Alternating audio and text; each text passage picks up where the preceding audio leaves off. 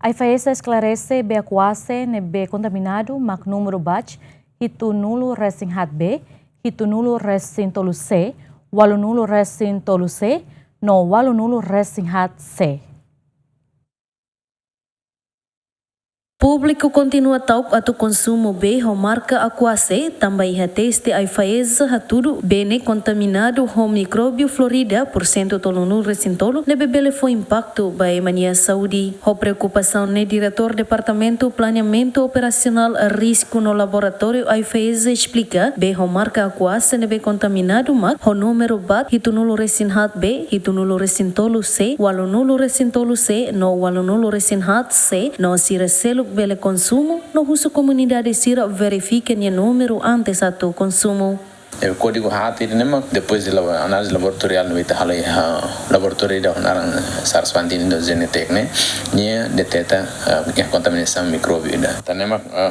produto ho lote HAT ita bandu para level circulate ne relar iha quando ita vou serba iha loja sira hoto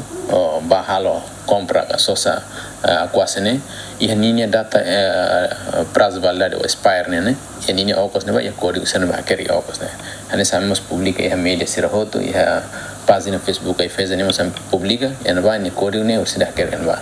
nebe código nemak e código HAT nebe ita ban nemak level fan por exemplo ne iha 73C ida nemak ita level fan e sirsielo tamak 83C, 84C, nomos 74B. Nós temos parte uso para consumidor siroto, at so sakare hare ho código nebe menciona, HAT nebe ita